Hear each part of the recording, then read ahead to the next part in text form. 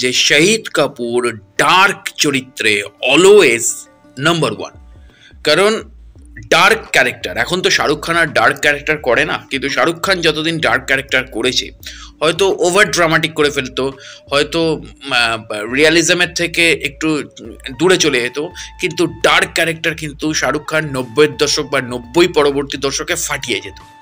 কিন্তু তারপরে বর্তমানের অভিনয়ের প্রেক্ষাপটে বর্তমান রিয়েলিস্টিক অ্যাক্টিং যেখানে প্রযোজ্য, সেই জায়গায় কিন্তু ডার্ক ক্যারেক্টারে শাহিদ কাপুরের জুড়ি মেলা ভার। এবং শাহিদ কাপুর ছাড়া যেন এই জনরাটা সত্যি আর কোনো আর কাউকে নিয়ে ভাবে না কোনো ডিরেক্টররা, যার জন্যই তাকে নিয়ে কিন্তু সন্দীপ রেড্ডি ভাঙ্গা কবির সিং বানালো, তার আগে বিশাল ভারদ্বাজ হায়দার বানালো, কমিনে বানালো।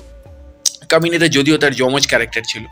তারপরে আমরা ফার্জি দেখলাম রাজ অ্যান্ড ডিকের। যেন ডিরেক্টরদের প্রথম চয়েস এই ডার্ক ক্যারেক্টারে অলওয়েজ যেন প্রথম চয়েস শাহিদ কাপুর থাকে। এবার রোশন অ্যান্ড্রুজ, কিন্তু এই Roshan Andrews, director Roshan Andrews, Malayalam ছবির বিখ্যাত ডিরেক্টর রোশন অ্যান্ড্রুজ, এই রোশন অ্যান্ড্রুজ নামটা যখন আমরা শুনি তখনই আমাদের মানে সর্বপ্রথম রোশন অ্যান্ড্রুজের জীবনের অন্যতম ব্লকবাস্টার হিট সেই ছবিটার নাম মনে আসতো। তো এক্স্যাক্টলি যখন দেওয়ার টিজার আমরা দেখেছিলাম তখন কিন্তু একটা আন্দাজ করতে পারছিলাম, তবু ঠিক আছে আমরা মাথার উপর দিয়ে আমাদের গেছে, ঠিক আছে চলো দেখি। কিন্তু ট্রেলারটা দেখার পর এটা বুঝতে পারছি রোশন অ্যান্ড্রুজ কিন্তু নিজেকে নিজে রিপিট করছে, ঠিক যেটা এর আগে সন্দীপ রেড্ডি ভাঙ্গা করেছে কবির সিংয়ের সময়। ঠিক মানে অ্যাকচুয়ালি সন্দীপ রেড্ডি ভাঙ্গার নিজস্ব ছবি ছিল যেটা সাউথ ইন্ডিয়ান ফিল্ম, সেই ছবিটা কি রিমেক করেছিল সন্দীপ রেড্ডি ভাঙ্গা কবির সিং শাহিদ কাপুরকে নিয়ে, সেটা আমরা সবাই জানি।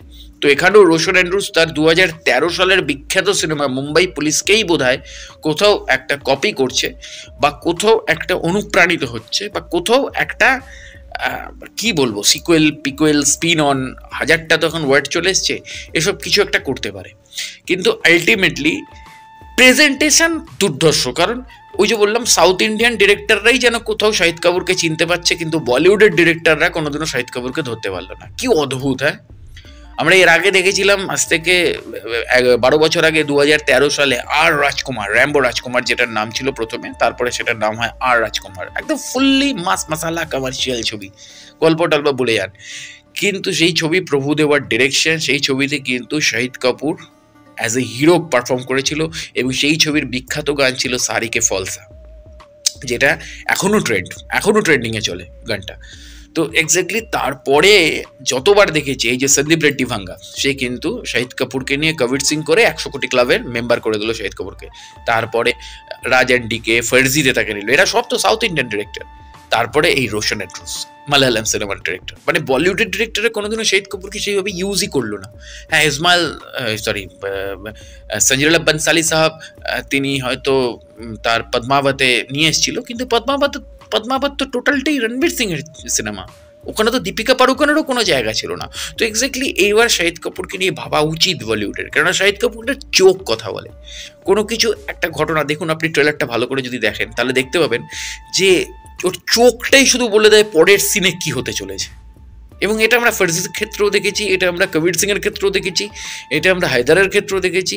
যখনই শাহিদের চোখটা স্থির হয়ে যায় তখনই বোঝা যায় যে পরের দৃশ্যে কোনো বড় ধামাকা হতে চলেছে।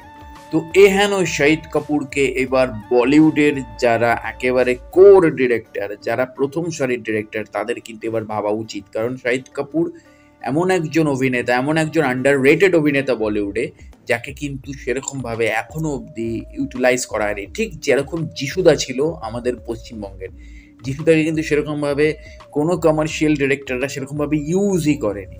কিন্তু খাদানে আমরা যিশুদাকে অন্যভাবে পেলাম, বা আমরা এর আগে শ্রীজিৎ মুখোপাধ্যায়ের ছবিতে আমরা পেয়েছি রাজকাহিনীতে।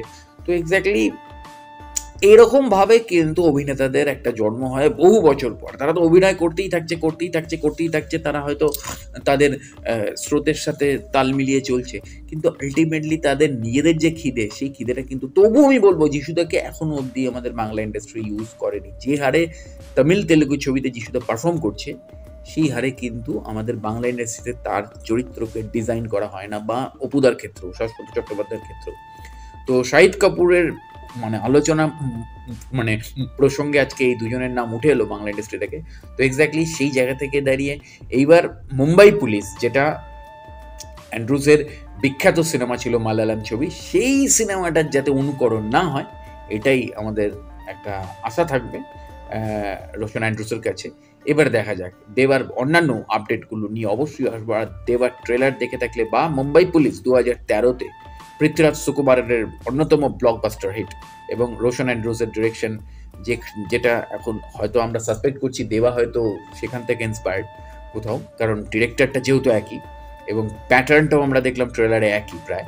তো এক্স্যাক্টলি যদি মুম্বাই পুলিশও দেখে থাকেন তাহলে কমেন্ট করে জানান। তো অবশ্যই জুড়ে থাকুন আমার চ্যানেল এবং পেজের সাথে। দেখা হচ্ছে পরের ভিডিওতে। নমস্কার।